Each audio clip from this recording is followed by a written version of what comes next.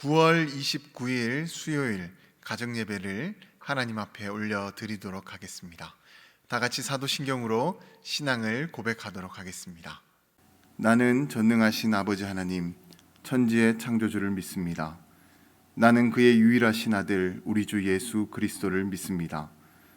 그는 성령으로 잉태되어 동정녀 마리아에게서 나시고 본디오 빌라도에게 고난을 받아 십자가에 못 박혀 죽으시고 장사된 지 사흘 만에 죽은 자 가운데서 다시 살아나셨으며 하늘에 오르시어 전능하신 아버지 하나님 우편에 앉아 계시다가 거기로부터 살아있는 자와 죽은 자를 심판하러 오십니다. 나는 성령을 믿으며 거룩한 공교회와 성도의 교제와 죄를 용서받는 것과 몸의 부활과 영생을 믿습니다. 아멘. 복음성가 아버지 당신의 마음이 있는 곳에를 함께 찬양하도록 하겠습니다.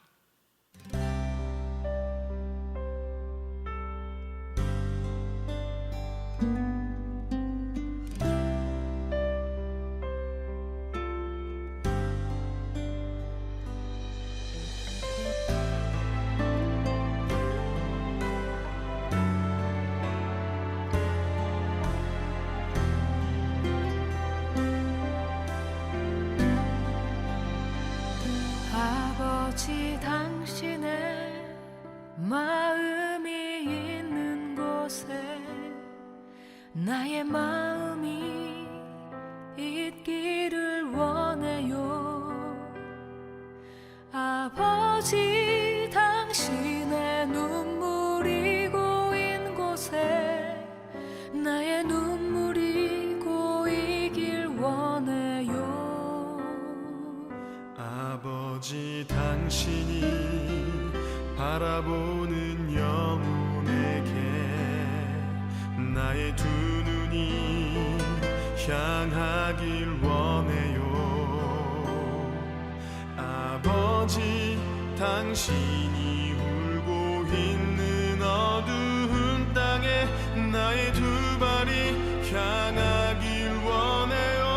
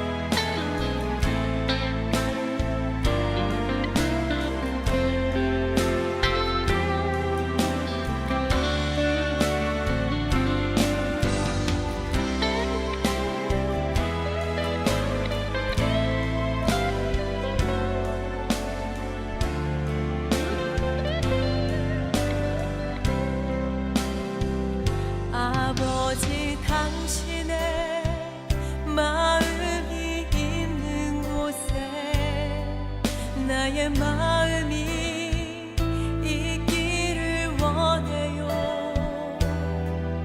아버지 당신의 눈물이 고인 곳에 나의 눈물이 고이길 원해요. 당신이 바라보는 영혼에게 나의 두 눈이 향하길 원해요. 아버지 당신이 울고 있는 어두운 땅에 나의 두 발이 향하길 원해요.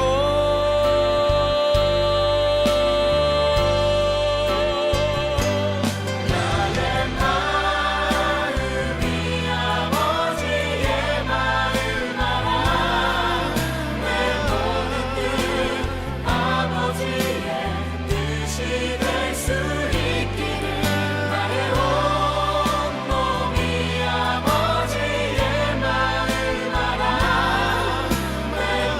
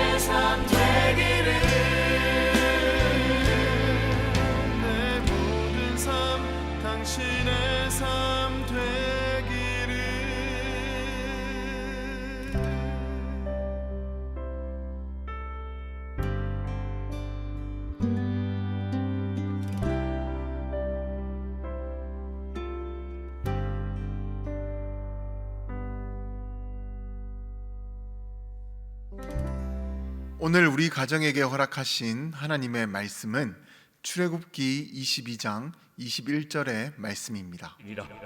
너는 이방 나그네를 압제하지 말며 그들을 학대하지 말라.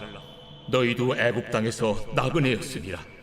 얼마 전 인터넷 뉴스에서 우리나라의 하춘화라는 유명한 여자 가수가 이 가수 생활을 하면서 얻은 수익금으로 수시로 기부를 했는데 그 돈이 자그마치나 200억이나 된다라는 그런 기사를 보게 되었습니다.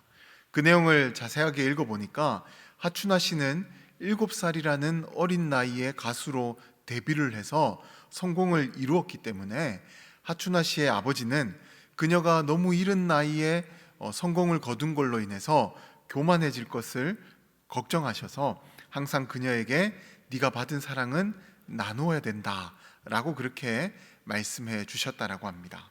그랬더니 그녀도 아버지의 말씀에 순종하여서 항상 수익이 생기면 상당 부분 그 불우한 이웃이나 생계가 어려운 그 동료 가수들을 돕는 곳에 기부를 했다라고 합니다. 그리고 그 일을 꾸준히 했더니 데뷔를 60년 동안 했는데 그 기간 동안 200억이라는 그렇게 큰 돈을 기부할 수 있게 되었다라고 합니다. 그리고 무엇보다 자신도 그 일이 동기부여가 되어서 60년 동안 꾸준하게 가수 생활을 할 수가 있었다라고 합니다. 오늘 본문의 말씀을 보게 되면 하나님께서 출애굽한 이스라엘 백성들에게 이방 나그네와 고아와 가부를 학대하지 말라라고 그렇게 말씀을 하고 있습니다. 하나님께서 왜 그런 말씀을 그들에게 하셨냐면 크게 두 가지 이유 때문이었는데요. 첫 번째는 출애굽하여 가나안 땅에 정착한 이스라엘 백성들이 초심을 잃어버리지 않도록 하기 위해서 이 말씀을 해주셨습니다. 우리가 잘 알듯이 이스라엘 백성들도 과거에는 나그네였고 또 어려운 상황에서 이집트를 섬겨야 하는 불쌍한 사람들이었습니다. 그러나 하나님의 긍휼하심과 은혜로 그들은 출애굽하게 되었고 또 자유의 땅을 얻게 되었습니다.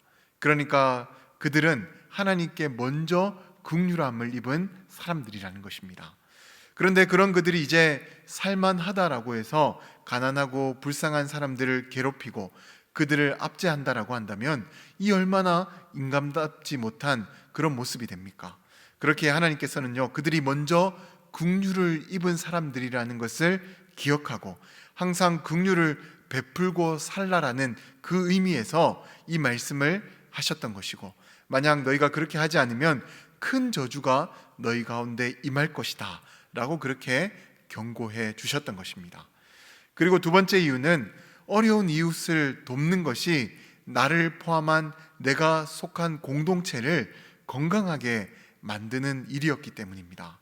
앞서 하춘화 씨의 예처럼 선한 동기부여는 내가 하고 있는 일에 탄력을 주게 되고 나의 삶을 보다 나은 삶으로 만들어주게 됩니다. 그와 같은 의미에서 하나님께서도 이스라엘 백성들에게 가난하고 불쌍한 사람들을 괴롭히지 말고 그들을 도와주면서 너와 그리고 너의 공동체를 건강하게 만들어 가라는 그 의미에서 이와 같은 말씀을 해주셨던 것입니다. 이처럼 어려운 상황에 놓인 사람들을 돕는 것은 하나님께서도 기뻐하시는 일이고 더불어 나에게도 유익하고 또 내가 속한 공동체에게도 유익함이 됩니다. 그렇게 우리는 항상 어려운 이들을 긍휼한 마음으로 선한 마음으로 도와줘야 하는 것입니다. 아무쪼록 우리 모두는 이 선한 일에 적극적으로 동참하시는 분들이 되셔서 더불어 살아가는 그런 아름다운 공동체를 만들어갈 수 있는 모든 분들이 되시기를 주님의 이름으로 간절히 축원드립니다. 내 주변에 있는 어려운 이웃을 한번 찾아보시고 그들에게 선한 베품을 나눠 보시기 바랍니다.